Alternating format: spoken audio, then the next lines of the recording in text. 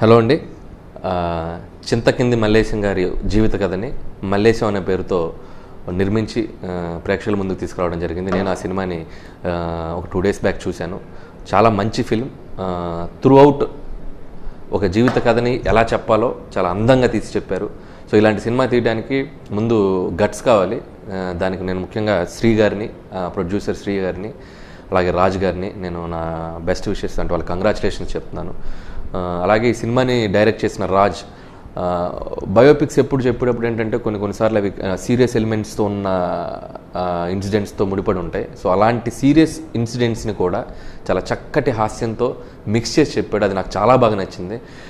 దాంట్లో నాకు బాగా నచ్చిన ఎపిసోడ్ చైల్డ్ ఎపిసోడ్.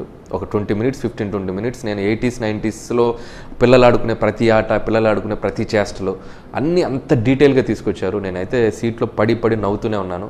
అలాగే పెద్దయ్యాక ఆ తల్లి కోసం తన ఆశ మిషన్ తయారు చేసే ఆ ప్రాసెస్లో తన పడిన కష్టాలు నిజంగా చాలా ఇన్స్పైరింగ్గా ఉన్నాయి. సో వన్స్ అగైన్ టీం అందరికీ ఎవరైతే పనిచేశారో ప్రతి ఒక్క ఆర్టిస్ట్ చాలా లైవ్లీగా పెర్ఫామ్ చేశారు. ముఖ్యంగా ప్రియదర్శి ఇప్పటివరకు కామెడీ క్వశ్చన్తో ఉన్న పాత్రలే చేశాడు. ఫస్ట్ టైం తనకి పెర్ఫార్మెన్స్కి స్కోప్ ఉన్న పాత్ర చాలా బాగా చేశాడు.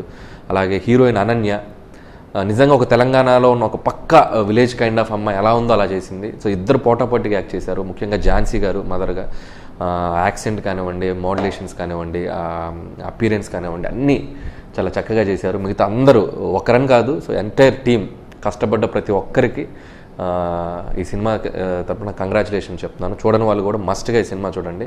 మల్లేశం మిమ్మల్ని ఆ ప్రపంచంలోకి తీసుకెళ్తుంది. Once again I wish you, నేను వాళ్ళందరికీ టీం అందరికీ నా కంగ్రాట్స్ చెప్తున్నాను. Thank you.